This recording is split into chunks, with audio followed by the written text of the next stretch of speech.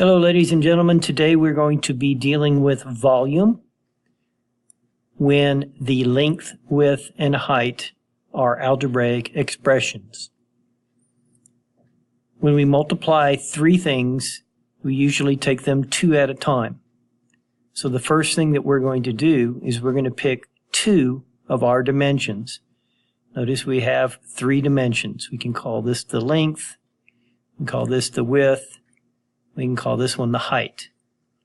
So I'm going to pick two of the dimensions highlighted in red, and I'm going to do a box multiplication.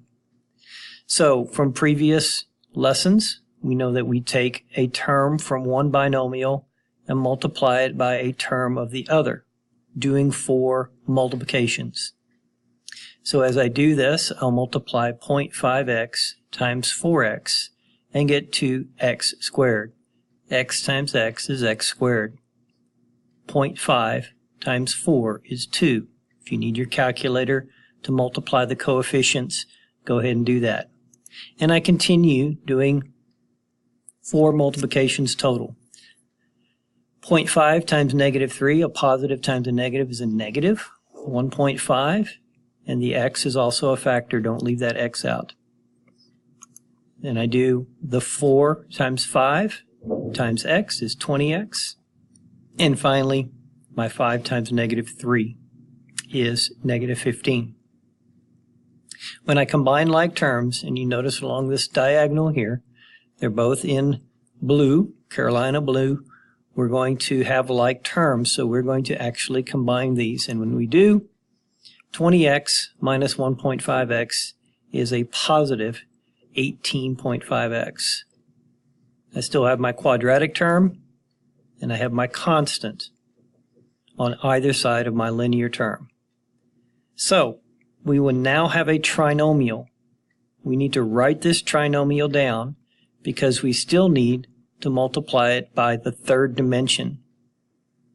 And when we do this, we take our answer. This is our answer from the first binomial multiplications.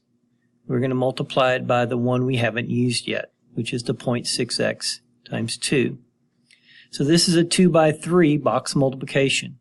So everything in the red binomial, each term will be multiplied by each term in the trinomial that we got from our first multiplication. So 0.6 times 2 is 1.2. X squared times x. Multiply like bases. You add the exponent. Remember there's a 1 on this guy right here. So 1 plus 2 gives me 3 as far as the exponent is concerned. And I continue doing my other multiplications. So this is what I get when I multiply 0.6x by each of these terms. Again, notice I have an x squared. Why? Because I multiplied 18.5x times 0.6x. And x times x is always x squared. Now I'll just double everything. I'm multiplying everything by 2. Double 2x squared is 4x squared. Double 18.5x is 37x. And double negative 15 is negative 30. Again, notice I color-coded the like terms, so I'll have to combine 4x squared and 11.1x squared, and I will need to combine these. And when I do, I get my final answer. So my final answer is a 4-term polynomial. The highest term, or the highest degree, is 3, because it has an exponent of 3. This is my quadratic term, this is my linear term, and this is my constant or y-intercept. All right, so now you also have a handout that actually applies some of this good old-fashioned algebra. So I'm going to pick a couple of problems just to make sure that you're doing these properly. I'm going to look at problem number 4. So as I look at problem number 4, I have two binomials that are being multiplied. Been doing that lately. And then I have an equal sign, so we're dealing with equations. And then I have a monomial, 2y, that's multiplied by a binomial. We've done that as well. So I'm going to set up a box multiplication for these two guys. You should be able to fill these in quickly. I don't know if I'm going to be able to do this. I'm going to try this. 2y times y is 2y squared. I don't like writing with a mouse. 2 times 6 is 12y. 1 times y is just a y. And then 1 times 6 is 6. We should be able to do those rather quickly.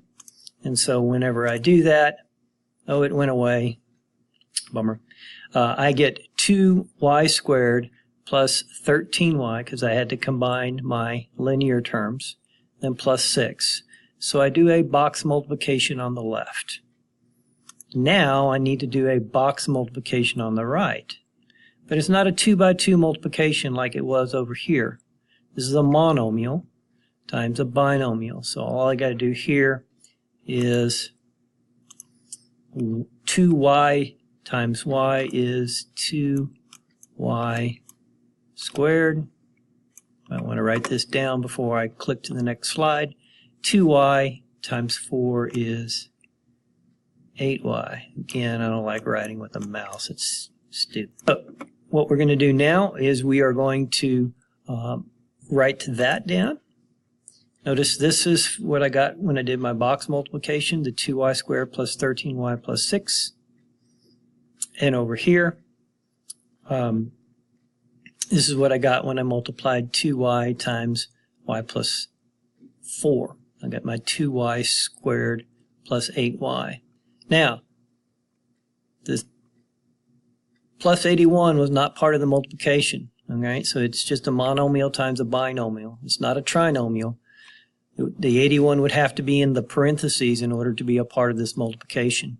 So I'm not going to forget about this one. I'm going to bring in that 81. Now notice what happens. I've got 2y squared on both sides. What happens when I subtract 2y squared from both sides? It goes away. And so now I'm going to move my variables to one side. Okay, I'm going to subtract 8y from both sides. Does this look familiar? I hope so. 13y minus 8y is 5y plus 6. And this equals 0. 5y plus 6 is now equal to 81. And I'm going to subtract 6 from both sides. So now I get 5y is equal to 81 minus 6, which is 75. Hey, guess what? 75 divided by 5 is? It's 15. So this one is y is equal to 15. That's how you do these problems. All right. And the last one we're going to do is number 7. So as we take a look at this, we see that we're asked to find just the shaded region right here, just the shaded region. So we need a strategy. So I like to think of these as cookie cutter problems. This looks like I rolled out some cookie dough here and I had a cookie cutter. It was a very dull cookie cutter. It's just a rectangle. But I cut out a rectangle and I took it away. And on this, all this shaded part is my remaining cookie dough. So I need a strategy. So my strategy is going to be this. I'm going to find the area of the big rectangle, and I'm going to subtract the area of the small rectangle, and whatever is left is the shaded part, which is what we want. So I do some multiplications here. If you want to pause the video and go ahead and do the multiplications, I'm not going to do that for you right now. But when I notice the big one is a monomial times a binomial, so this would be the setup for finding the area of the big rectangle, and my small rectangle is a binomial times a binomial. So I'll set that up. Go ahead and pause the video and do that, see if you can get that. But here we go. 2x squared times 3x squared is 6x squared, and 2x times a negative 2 is a negative 4x. That's the area of the big rectangle. Minus, and now when I do the box multiplication over here, I get x squared plus 3x minus 1x. So 3x minus 1x is how I got the 2x. And then a negative times a positive is a negative. Now you may have noticed that I put these polynomials back in parentheses. And there's a reason why I did that, is because we involve subtraction, evil subtraction. Do you remember how to subtract polynomials? I hope so. You keep the first polynomial the same. The minus sign becomes plus. And then we take the opposite of everything that follows the original subtraction symbol. So my x squared becomes negative x squared. My plus 2x becomes minus 2x. And my minus 3 becomes plus 3. Now we have a happy problem. We can just combine like terms. So if I take my x squares, I get 6x squared minus a single x squared. If I take my x's, my linear terms, I have a negative 4x minus 2x, and then I just have a single constant. And then, if I actually combine like terms, voila, I get my answer. And that's how you do these.